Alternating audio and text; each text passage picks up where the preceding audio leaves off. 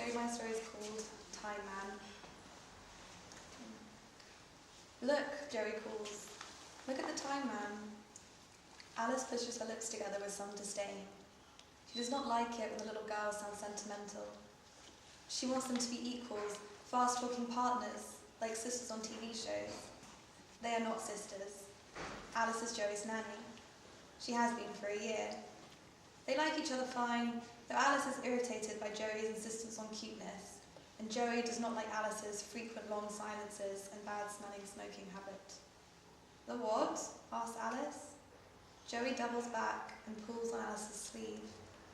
Alice wriggles her arm away, shaking her large sweater loose so it falls over her hands. It is cold, and the cold seems to pick at the skin under her nails, which she has left unprotected through a chronic addiction to fighting. Joey points up the hill that rises beside them, like a bubble someone has chosen to blow in the middle of the park. Their boots crunch over the frozen grass. Alice peers along the line of Joey's finger. Her eyesight is lazy. She can only make out a hunched shadow on the crest of the hill. Alice shrugs. Joey looks at her with an eagerness that Alice finds both flattering and distasteful. "Don't you want to know who he is?" asks Joey.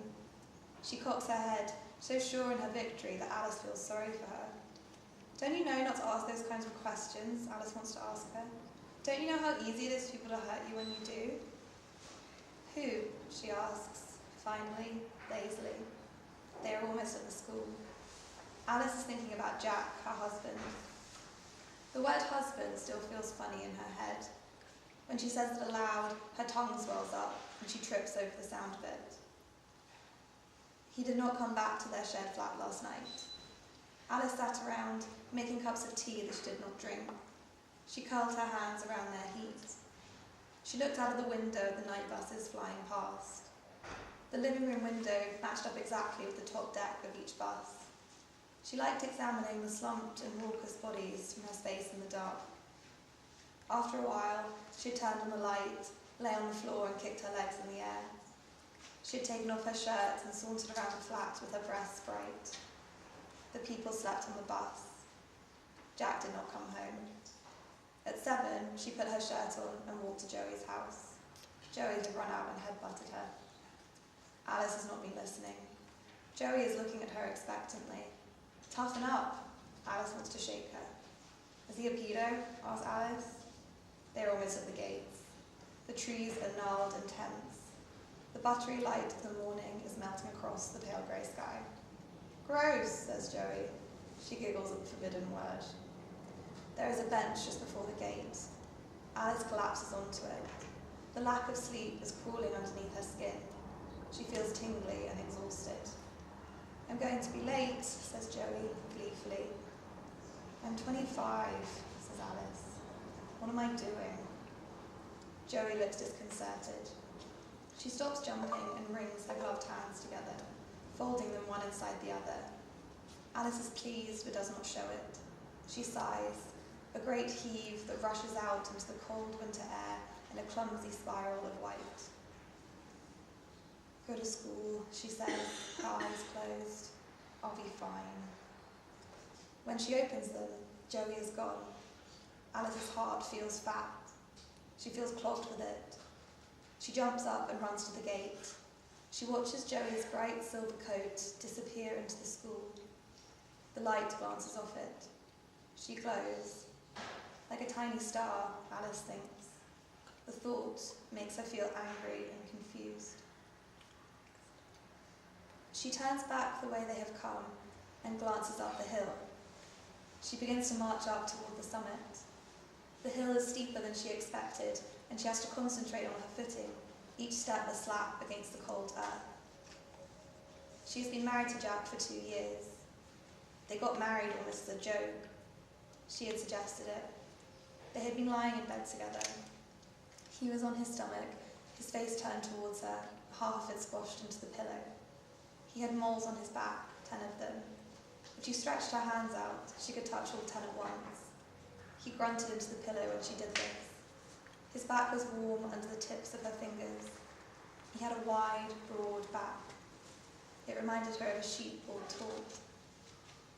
"Let's get married," she said. He had laughed and buried his head into her neck. It had seemed so novel. A wedding, a marriage, when they were so young. They got married in a registry office with 10 theatrical friends as witnesses. After, they went to McDonald's. There is a photo of them together in a booth, the bright industrial light stacked up around them. Alice had been going to wear a suit, but at the last second she had picked a white cotton dress from a high street store. Jack had worn a burgundy tuxedo that was too small. In the photo, she has her knees to her chest, her head leant against her shoulder. She is laughing so hard it looks as if her face might break in two. He has 8 French fries sticking out of his mouth like tentacles. His eyes seem to be pulled in 2 opposite directions. She reaches the top of the hill. The man is sitting on the grass on a plastic blanket that is clearly made for one person. Alice thinks this is possibly the saddest thing in the world. Alice sits beside him. She had planned on telling him off for talking to little kids, but then again, she doesn't know if he has done. "Hello," says Alice. She likes the sound of her voice. This could make her vain, but she doesn't particularly like anything else about herself. She likes her voice. She likes her name. She has often thought that if she had a different name, she wouldn't have done half as well with guys.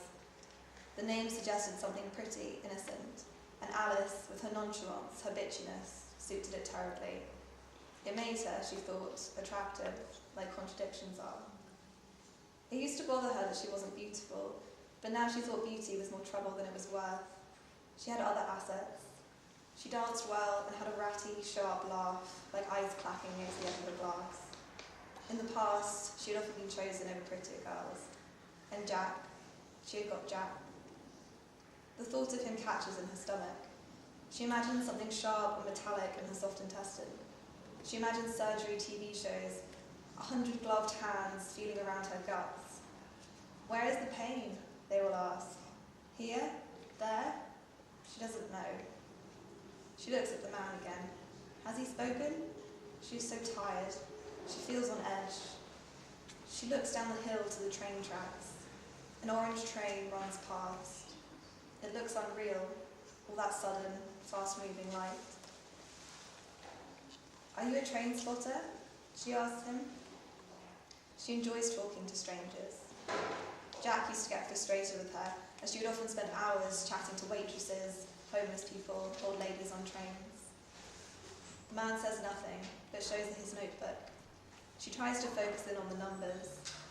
They dart away from her on the page like spiders, with their plump bodies and long legs. She has never been a big reader. "How often do they come?" The man looks at her, clearly frustrated at the interruption. "It depends what train you're looking for," he says, finally. His voice is younger than his face. Alice likes it. It is low and fine as a scratch. "I look after a little girl," she says. "She called you the Time Man." The man shakes his head. The kids get bored. They want someone to bother. He shrugs. I try to ignore it. "I guess you seem interesting to them," says Alice carefully.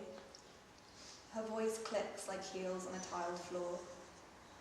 She does not know why she is flirting with this old man. She looks at his face, the wrinkles etched into his skin. Often, when she is close to someone, she has a desire to grab their face and kiss them.